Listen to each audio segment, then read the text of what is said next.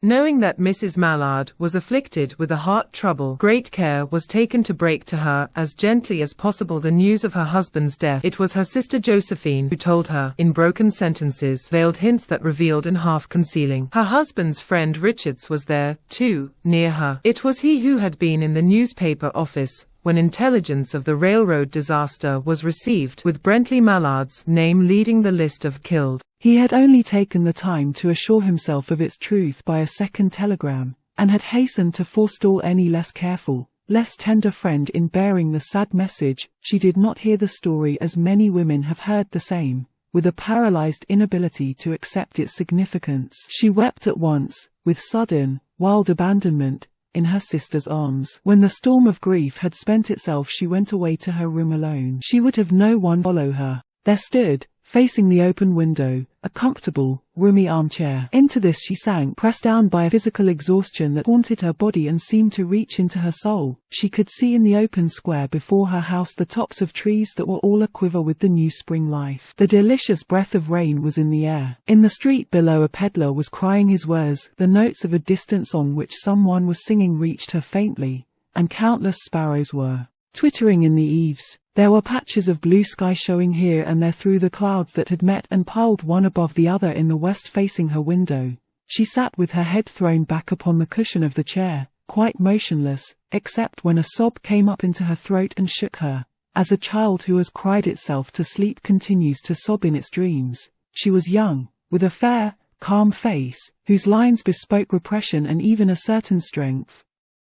But now there was a dull stare in her eyes, whose gaze was fixed away off yonder on one of those patches of blue sky. It was not a glance of reflection, but rather indicated a suspension of intelligent thought. There was something coming to her and she was waiting for it, fearfully. What was it? She did not know. It was too subtle and elusive to name. But she felt it, creeping out of the sky, reaching toward her through the sounds, the scents, the color that filled the air. Now her bosom rose and fell tumultuously. She was beginning to recognize this thing that was approaching to possess her, and she was striving to beat it back with her will, as powerless as her two white slender hands would have been. When she abandoned herself, a little whispered word escaped her slightly parted lips. She said it over and over under heat breath. Free, free, free. The vacant stare and the look of terror that had followed it went from her eyes. They stayed keen and bright. Her pulses beat fast, and the coursing blood warmed and relaxed every inch of her body. She did not stop to ask if it were or were not a monstrous joy that held her.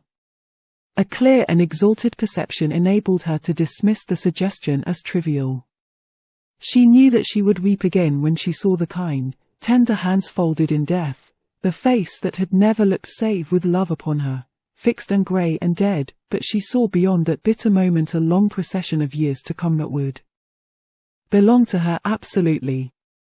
And she opened and spread her arms out to them in welcome. There would be no one to live for during those coming years. She would live for herself. There would be no powerful will bending hers in that blind persistence with which men and women believe they have a right to impose a private will upon a fellow creature. A kind intention or a cruel intention made the act seem no less a crime as she looked upon it in that brief moment of illumination. And yet she had loved him sometimes. Often she had not. What did it matter? What could love, the unsolved mystery, count for in the face of this possession of self-assertion which she suddenly recognized as the strongest impulse of her being? Free.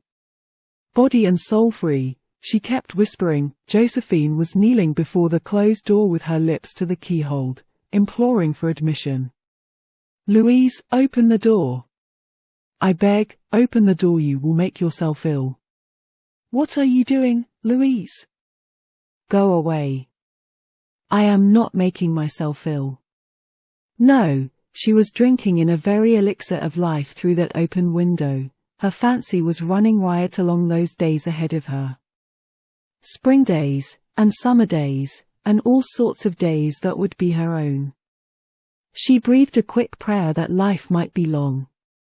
It was only yesterday she had thought with a shudder that life might be long. She arose at length and opened the door to her sister's importunities. There was a feverish triumph in her eyes, and she carried herself unwittingly like a goddess of victory. She clasped her sister's waist, and together they descended the stairs. Richard stood waiting for them at the bottom. Someone was opening the front door with a latchkey. It was Bentley Mallard who entered, a little travel-stained, composedly carrying his gripsack and umbrella. He had been far from the scene of the accident, and did not even know there had been one.